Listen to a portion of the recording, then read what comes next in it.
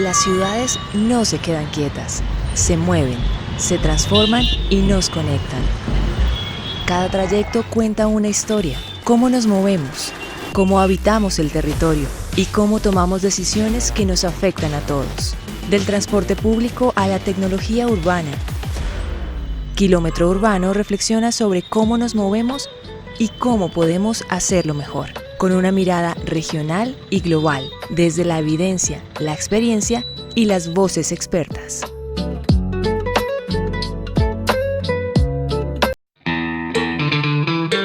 Punto de partida, donde empieza la ruta de la movilidad.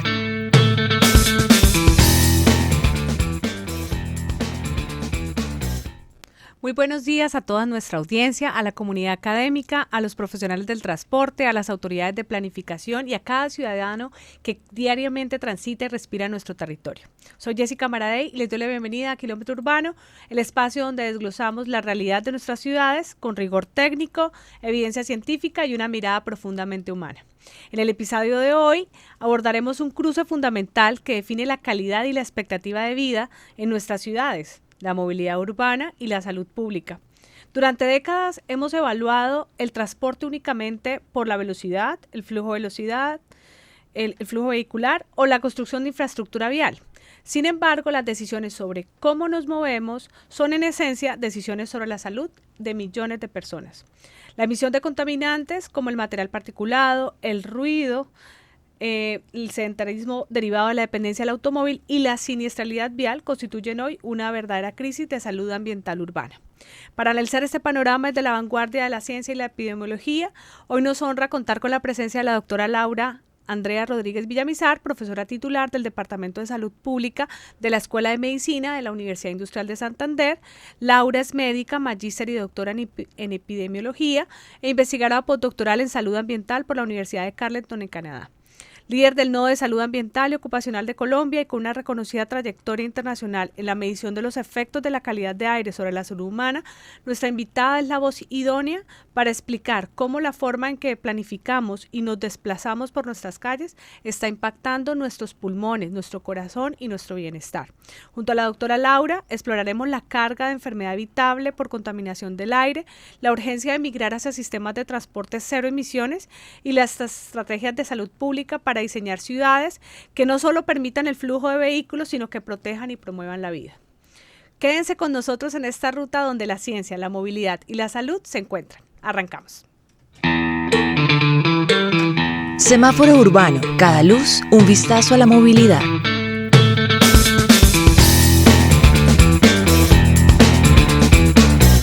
En el semáforo de hoy, como rojo tenemos la crisis invisible del material particulado 2.5 y la mortalidad evitable. El semáforo se enciende en rojo ante la exposición continua al material particulado fino PM2.5 emitido por el transporte a combustión. En Colombia, la contaminación del aire es responsable de más de 15.000 muertes prematuras al año por afecciones cardiorrespiratorias e hipertensión. Seguir priorizando un modelo de transporte obsoleto cuesta vidas y representa un costo para el sistema de salud superior al 2% del PIB nacional. En nuestra luz amarilla tenemos el punto de alerta, pues está en la laxitud normativa. Mientras la Organización Mundial de la Salud redujo su guía de calidad del aire a 5 miligramos por metro cúbico de media anual para material particulado 2.5, debido a la evidencia del daño celular a bajas concentraciones, la norma colombiana permite hasta 25 miligramos por metro cúbico. Esta brecha del 400% genera una falsa sensación de cumplimiento ambiental, mientras la población sigue respirando concentraciones que deterioran la función pulmonar. Y en nuestro semáforo verde, estudios epidemiológicos demuestran que reemplazar flotas diésel por buses cero emisiones y aumentar los viajes en movilidad activa, por ejemplo, como caminar o como la bicicleta, puede reducir hasta un 30% las admisiones hospitalarias por crisis asmáticas e infartos en la población urbana. Apostar al transporte masivo eléctrico y a redes peatonales seguras es salvar vidas antes de que entren a una sala de urgencias. Punto Urbano, con la voz experta.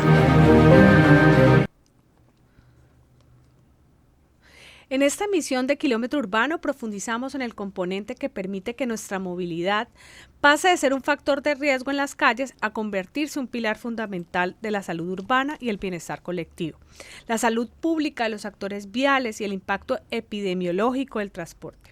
Hoy nos acompaña una de las investigadoras más destacadas detrás de la evidencia científica que busca proteger la vida y la salud en los trayectos diarios de nuestra región. Saludamos a la profesora Laura Andrea Rodríguez Villamizar, con su perfil integral que combina la docencia en la Escuela de Medicina de la UIS y el liderazgo del Nodo de Salud Ambiental. Representa la visión rigurosa y científica necesaria para liderar espacios donde el comportamiento urbano se encuentra con la salud pública y la planificación del territorio. Su experiencia en el estudio de la contaminación del aire, específicamente, y la calidad del ambiente y la carga de enfermedad la posiciona como una voz autorizada para hablar del impacto ambiental y de la protección de la vida en nuestra movilidad regional.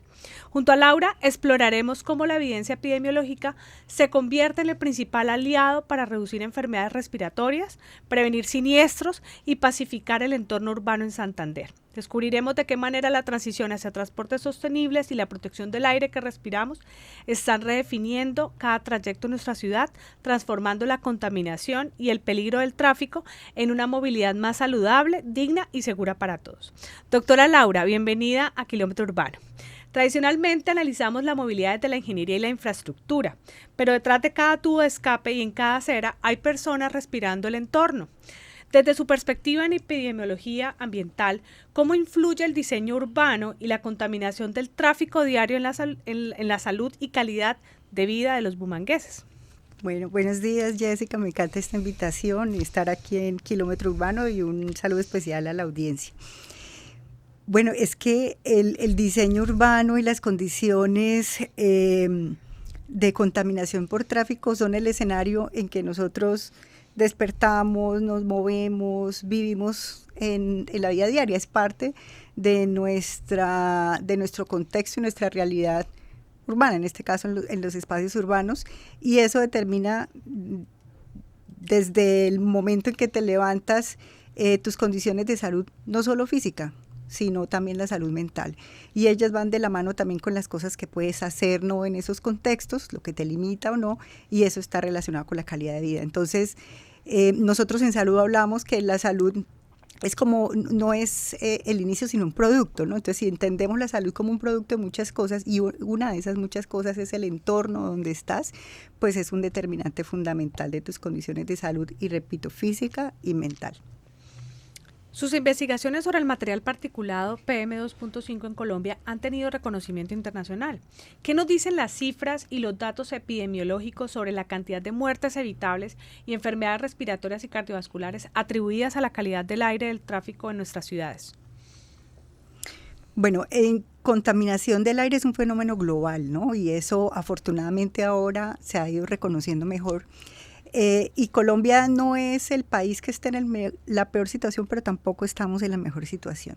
Hay muchos esfuerzos para medir esa carga, ¿cierto?, de enfermedad y de mortalidad por contaminación a nivel global. Por ejemplo, la Organización Mundial de la Salud es la que generalmente actualiza estas cifras y estima que, contando, digamos, toda la contaminación que se ve no solamente en exteriores, sino también en interiores, cerca de 7 millones de muertes al año están relacionadas con contaminación del aire. Al inicio en el semáforo mencionaste unas cifras de Colombia, en el que el estudio de carga nacional por enfermedad ambiental estimó alrededor de 15.600 muertes en un solo año, que fue el 2018. Está todavía, digamos, está en actualización ese estudio, pero más o menos es una cifra. Y dentro de lo que nosotros hemos visto, ya aterrizándolo un poco más a las ciudades, en un estudio de carga de mortalidad atribuible, por ejemplo, para Bucaramanga, que se hizo para los años 2022 y 2023, solo aquí, en la ciudad de Bucaramanga, cerca de 200 muertes en el 2023. Solo en ese año estuvieron relacionadas con mortalidad respiratoria o cardiovascular principalmente. Y si nosotros vemos a Colombia, en otra aproximación que hicimos en otro momento para todos los 1.122 municipios de Colombia, estimamos cuánto era la mortalidad por ese exceso de la cifra que mencionaste al comienzo. Nosotros tenemos una norma de calidad del aire que habla de 25, pero en ese momento hay unas metas intermedias, y una es llegar a 15, que es la meta de Colombia 2030. Solamente el exceso de tener contaminación por encima de 15 microgramos por metro cúbico en nuestras ciudades y estados rurales le costó a Colombia entre 2014 y 2019 más de 33.000 muertes. Y eso es solamente una cifra que da cuenta del impacto no solamente en la salud, en este caso en la mortalidad, sino el impacto social y económico que tiene la contaminación del aire en Colombia y en sus ciudades. Un peatón, un ciclista, un motociclista, un usuario del transporte público respiran el aire a diferentes alturas y concentraciones.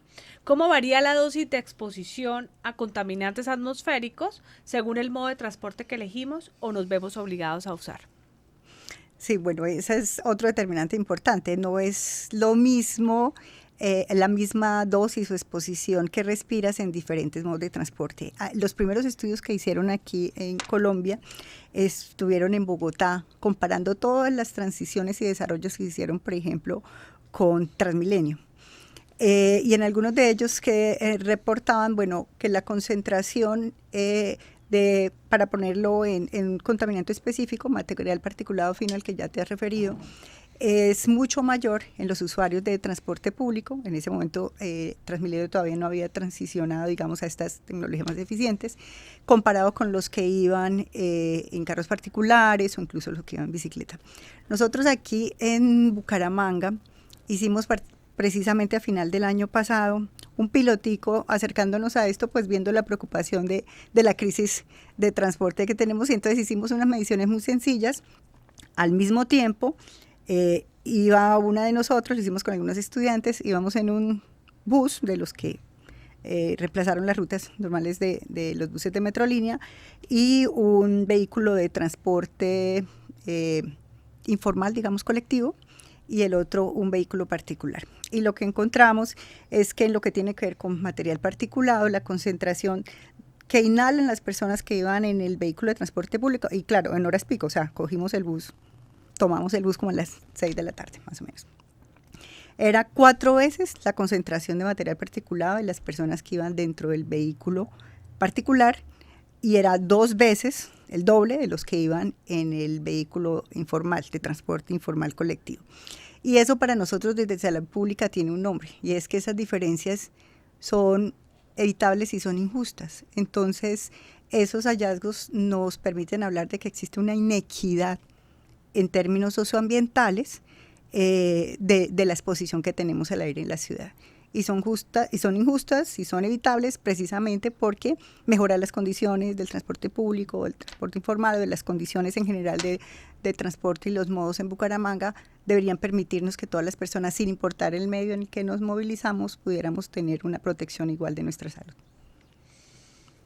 En tus estudios en el Departamento de Santander y a nivel nacional, como lo has comentado, ¿cómo afecta esa contaminación ambiental derivada de la movilidad a grupos más vulnerables, como los niños en etapa de desarrollo, las mujeres gestantes y los adultos mayores? En nuestros estudios, y realmente es, digamos, una evidencia que se soporta en los estudios de diferentes lugares del mundo. Tú has mencionado 3 de los grupos poblacionales que se consideran más vulnerables. En las ciudades, porque se han hecho más que todos los estudios en ciudades aquí en Colombia, lo que identificamos es que cuando hablamos de niños, no solamente hablamos realmente de los niños pequeños, que a veces sí solo menores de 5 años. Realmente cuando vimos comparamos las concentraciones diarias de diferentes contaminantes versus las consultas por atención respiratorias, cardiovasculares que se dan en las ciudades, y encontramos que el riesgo, cuando aumentan las concentraciones de contaminantes, el riesgo de ir a esas consultas de urgencias por una morbilidad aguda, una enfermedad aguda, es mucho mayor en los niños entre 5 y 9 años. Los menores de 5 también, pero digamos el riesgo es importante y lo resalto porque Bucaramanga es una de las ciudades que se reconoce con las prevalencias más altas, por ejemplo, de enfermedad asmática, enfermedades reactivas de las vías respiratorias, y eso pudiera estar relacionado precisamente con la calidad del aire que respiramos. Pero del otro lado también los adultos mayores son una población que debemos proteger porque ellos ya por su sistema inmune, por diferentes cosas, el tipo de exposición que tienen y las comorbilidades, otras enfermedades, pues tienen más riesgo. Y en ellos lo que vimos es también que estas concentraciones cuando aumentan las concentraciones de material particulado o de dióxido de nitrógeno, hay mucho más riesgo de que ellos presenten descompensación por enfermedades cardiovasculares, más que lo respiratorio. Entonces los niños tienen como un poco más de afectación en lo respiratorio y los adultos mayores un poco más de riesgo en lo cardiovascular cuando hay esos efectos agudos de contaminación. Solemos enfocarnos en los gases y partículas, pero la contaminación acústica urbana es constante. Desde la perspectiva de la salud pública, ¿qué estragos provoca el ruido prolongado del tráfico superior a los decibeles permitidos en el sistema nervioso y cardiovascular? Bueno, el ruido hace parte del aire, lo reconocemos como matriz aire, pero a veces se nos olvida, ciertamente, y es también una prioridad desde el punto de vista de la salud ambiental, especialmente en ciudades como la nuestra. En estudios, digamos, internacionales, lo que se ha visto es que diferentes vías por las que el ruido puede finalmente afectar la salud, y hablo también de salud física y salud mental. En la salud física hay diferentes vías como patológicas, pero el ruido generalmente aumenta, digamos, niveles de algunas hormonas que crean como un estado de alerta en el organismo. Y al crear como un estado de alerta, entre comillas, falso al organismo, se incrementan muchas actividades y rutas metabólicas que aumentan el gasto energético, que aumentan el desgaste de los tejidos, y eso se puede traducir en enfermedades y, digamos, daños de las arterias, venas, de las partes más pequeñas que se llaman endotelio y que finalmente se traducen en daños cardiovasculares. Pero también mediado por vía de estrés, de esa misma sensación o mecanismos de alerta, pues se puede alterar la salud mental a través entonces de estados de cambios de ánimo, de alteraciones de estrés, de ansiedad, que pueden entonces alterar, digamos, las condiciones habituales de una persona, que una persona tuviera si no estuviera expuesto a esos niveles de ruido. Entonces hay efectos primeros como de disconfort relacionada con el ruido, y luego cuando ellos se están haciendo repetitivos y más prolongados se van transformando por todas estas vías que mencioné en efectos físicos y mentales ya instaurados en la persona. A menudo se dice que caminar o andar en bicicleta en ciudades contaminadas expone más a la persona. Desde la epidemiología, los beneficios de la actividad física al usar movilidad activa superan los riesgos a la exposición a la contaminación del aire. La pregunta ha sido de bastante controversia y hay estudios a favor y en contra, pero al final, como salubrista, mi respuesta es la siguiente. Para nosotros, desde la salud pública, promover y defender la actividad física es una prioridad, porque lo que sí es indiscutible son los efectos benéficos de la actividad física, no solamente sobre la salud mental, sino sobre diferentes enfermedades crónicas, y ahí incluyo no solo los cardiovasculares, sino cáncer, ¿cierto? Solo con esa intervención hay muchas cosas que pudiéramos controlar. Entonces siempre la importancia de la actividad física va a estar de primera. Lo que pasa es que nuestros mensajes se pueden moderar y ajustarlos un poco mejor a los entornos. Si queremos que haga actividad física, pero estás en un entorno en este momento muy contaminado. Por ejemplo, estamos en los incendios forestales en algunos lugares, en algunos países, hemos tenido esas situaciones aquí en Colombia, pues en medio de una concentración alta de contaminantes por esa situación, por ejemplo, o por un momento caótico del tráfico, yo no le recomendaría a la gente que utilizara esas vías. Entonces, no es no hacer actividad física cuando hay este momento, sino buscar que la actividad física la pueda hacer en un entorno que sea más favorable, buscar hacer actividad física cuando están en esos fenómenos entonces en interiores, o buscar, por ejemplo, aquí en la vida diaria de la ciudad, vías y horarios que no sean horas picos en las que yo pueda hacer mi actividad física y que no esté de todas maneras exponiéndome a estas otras contaminantes. Entonces, actividad física sí, pero en rutas, modos, horarios y espacios que me permitan tener protección también frente a los contaminantes del aire. La Organización Mundial de la Salud califica los siniestros de tránsito como una epidemia de salud pública. ¿Cómo debe integrarse la visión epidemiológica en la prevención de traumas y muertes en las vías, más allá del enfoque puramente sancionatorio o policial? Nosotros en salud a eso le tenemos un nombre y se llama promoción de la salud. Promoción de la salud quiere decir todas esas cosas que yo adquiero como hábitos por el hecho de ser ciudadano, y que incluyen el autocuidado, el respeto por las normas. Y eso, aunque suene muy muy lógico y muy bonito, realmente es de los retos más grandes de educación en salud, y no en salud diría yo, de educación general ciudadana. Entonces, creo que precisamente la clave está ahí, o sea, que nosotros entendamos que la norma va a regular algunas cosas de las que ya son consecuencias, digamos, de no tener una cultura ciudadana de respeto y de autocuidado, pero que realmente cambiar esos escenarios tiene que trabajarse desde la casa y desde la primera infancia. Y es ahí donde debemos empezar a trabajar en esos aspectos que le permitan ya luego al adolescente, al adulto, etcétera, tener una convicción clara de cuál es su comportamiento como ciudadano en la ciudad. Yo tuve la oportunidad de que cuando estaba haciendo estudios por fuera de Colombia, uno de mis hijos estaba apenas empezando el colegio y me llamó mucho la atención que la primera clase o el primer año, como lo que diríamos aquí, el kinder, no era aprender ni A, E, I, O, no eso. De hecho, él aquí ya había hecho kinder y ya casi que sabía leer y escribir. Y allá la preocupación era, primero una semana, era ser ciudadano. ¿Cómo se debe pasar una calle? Y esa es la enseñanza de una semana. Y vamos a campo, o sea, a pasar una calle con la profesora y con algunos papás y todo. Y eso marca, porque eso implica que el niño lo está apropiando desde pequeño, lo ve, pero además porque también está viendo que es el ejemplo de su profesora, de sus papás que lo hacen.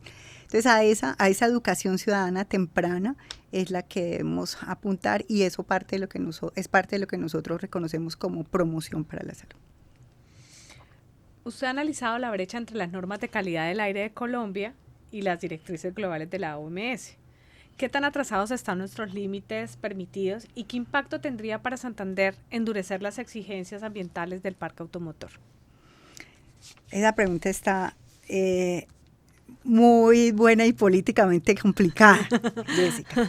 Pero te diría que, bueno, ¿en qué estamos? Tú lo resumiste en el semáforo. Nosotros tenemos una norma de calidad del aire que en este momento tiene un límite permisible para material particulado fino de 25 microgramos metro cúbico, que dice la resolución, que es de 2017, todavía no se ha actualizado, que a 2030 debemos llegar a 15. Pero en el 2021, como mencionaste, la OMS dijo ya, la guía no es una fuerza, la guía es llegar al menos a 5. Y hay puntos intermedios. Si nosotros miramos esos puntos intermedios, nosotros estaríamos en el punto intermedio, a 2030, en el punto intermedio 3 de la OMS para lograr la meta. Entonces, digamos, en esos términos uno diría, pues estamos un poco atrasados, y de hecho hicimos un análisis de los países latinoamericanos, sí estamos un poco más rezagados que otros, pero el punto no es que la solución sea que de un día para otro la resolución ahora salga y diga, de aquí en adelante Colombia se adhiere a la guía y el límite permisible es máximo 5 microgramos por metro cúbico. Eso es un imposible. Y es en lugar de aportarle, digamos, a las condiciones de las ciudades, empeoraría la situación porque generaría un conflicto social entre industria, territorios, comunidades y gobiernos. Entonces, llegar a límites más restrictivos a los que tenemos que llegar, y el ministerio está haciendo mesas de trabajo, se está discutiendo sobre eso, pero implica muchas cosas más allá de sacar la norma, como se quiso sacar hace 2 años, un proyecto que afortunadamente se embolató, donde decía eso, desde hoy Colombia adopta la guía de calidad del aire. ¿Cómo? Si no tenemos un plan estandarizado, amplio de transición de la flota, ¿cierto? De conversión con incentivos para los vehículos urbanos, de muchas otras cosas en la industria para reconversión tecnológica que deben ir de la mano. Entonces, mientras esas cosas no vayan de la mano, es difícil que Colombia se pueda comprometer con las guías de la OMS. Pero sí debemos estar en el camino de ojalá llegar más temprano que el 2030 a unos límites más restrictivos, y también ver que todo el país no es igual. Pues los límites van a ser generales como norma de calidad del aire, pero las metas intermedias no pueden ser las mismas en Cerrejón que las que tenemos aquí en Bucaramanga o las que se tienen en Cali o Medellín. Las metas y el avance que hay en los territorios es distinto, y eso tiene que hacer parte también del análisis de los programas y de las metas intermedias de cada territorio. Desde la medicina preventiva, ¿cuál es el retorno en salud pública que obtiene una ciudad al invertir en la electrificación de la flota de transporte público, la renovación de buses y la creación de redes de ciclorrutas seguras? el retorno, y así como con los amigos economistas, cuando hacemos evaluación de impacto de salud, pues uno ahí tiene que trabajar con el economista porque él todo lo de las muertes y la enfermedad te lo convierte a pesos, ¿no? Y entonces, ahí aprendiendo un poco de ellos es, claro, todas estas muertes que hemos dicho, 33.000 muertes, 200 muertes al año aquí, 15.000 en Colombia, eso se traduce en miles de millones de pesos. El cálculo estadístico, la estimación del valor estadístico de la vida para Colombia ajustada a pesos del 2024, como 4.500 millones de pesos. Entonces multiplique eso por la cantidad de muertes en Colombia, que son atribuibles a la contaminación. Entonces el retorno en términos económicos y sociales es muy alto y ojalá uno lo pudiera comparar con lo que producen otras políticas similares y realmente cuál es el incentivo. Pero más allá del retorno económico es el retorno social. Lo que ganas en tranquilidad, en calidad de vida, lo que ganas en tiempo, por ejemplo, una ciudad más organizada con un transporte más organizado te gana tiempo, que puedes pasar más tiempo con tu familia o hacer las actividades que quieras, estar con los amigos, otras actividades, hacer el mismo deporte.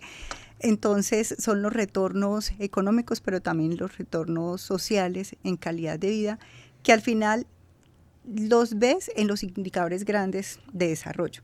Entonces tú dices, ay, pero en estas ciudades de otros lugares los indicadores de desarrollo y de bienestar y de calidad de vida están aquí, en Colombia aquí tenemos algunas situaciones en las que ya estamos iguales, sí, pero el contexto, el entorno es diferente. Entonces, eso diría yo es el entorno, lo económico en términos de las vidas salvadas, pero también lo social.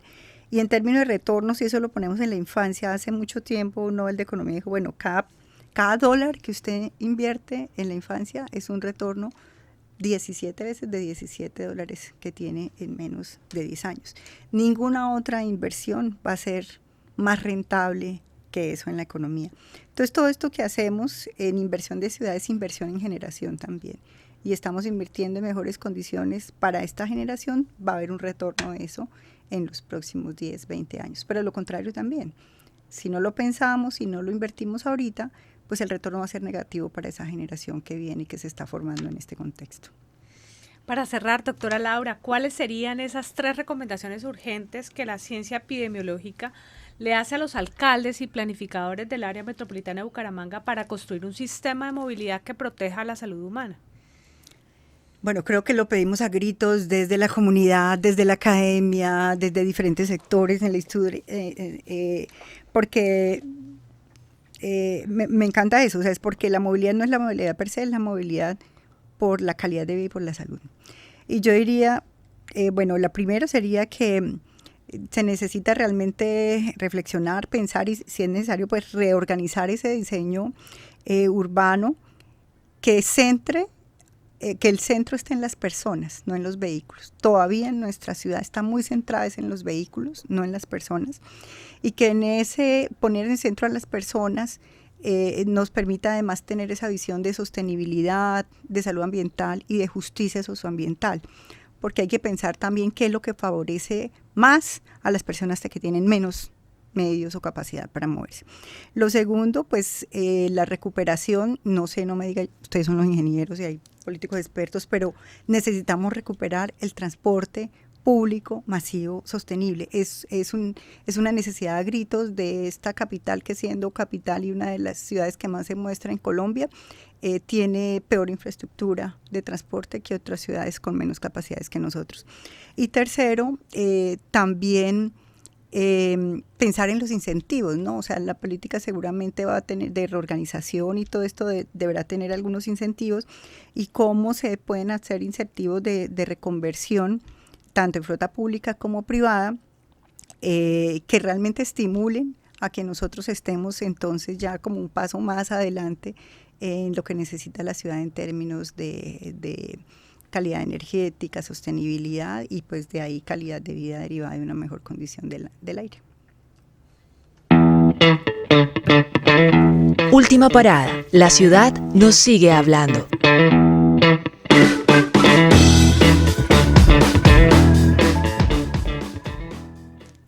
Agradecemos enormemente a la doctora Laura Andrea Rodríguez Villamizar por acompañarnos hoy y por aportarnos una lectura rigurosa basada en la evidencia científica y desde la epidemiología sobre un tema que nos toca en cada respiración, la salud de nuestras ciudades. Hoy nos queda claro que cada decisión sobre movilidad es en el fondo una decisión de salud pública. No podemos seguir evaluando el éxito de nuestro transporte únicamente por los minutos que ahorramos en un trancón, sino por las vidas que salvamos al limpiar el aire que respiramos, al reducir el ruido que nos estresa y al prevenir accidentes que destruyen familias. Promover el transporte limpio, caminar más, exigir un transporte masivo eficiente y reducir el uso del vehículo particular no son solo metas de infraestructura, son actos de cuidado colectivo y de salud preventiva para Bucaramanga y su área metropolitana. La evidencia está sobre la mesa, ahora corresponde a los tomadores de decisiones convertir los datos epidemiológicos en políticas públicas valientes que prioricen la salud humana en cada kilómetro de nuestro territorio. Y así llegamos al final de esta emisión de Kilómetro Urbano. Recuerden que una ciudad verdaderamente moderna no es aquella donde los pobres andan en carro, sino donde los ricos usan el transporte público y donde todos pueden transitar y respirar con seguridad. Este viaje continuará. Soy Jessica Maray. Gracias por acompañarnos. Nos escuchamos en la próxima emisión para seguir analizando el futuro de nuestra movilidad regional. Hasta el próximo kilómetro.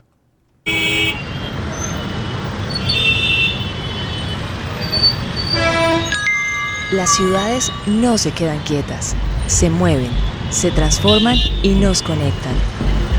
Cada trayecto cuenta una historia, cómo nos movemos, cómo habitamos el territorio y cómo tomamos decisiones que nos afectan a todos. Del transporte público a la tecnología urbana. Kilómetro Urbano reflexiona sobre cómo nos movemos y cómo podemos hacerlo mejor, con una mirada regional y global, desde la evidencia, la experiencia y las voces expertas.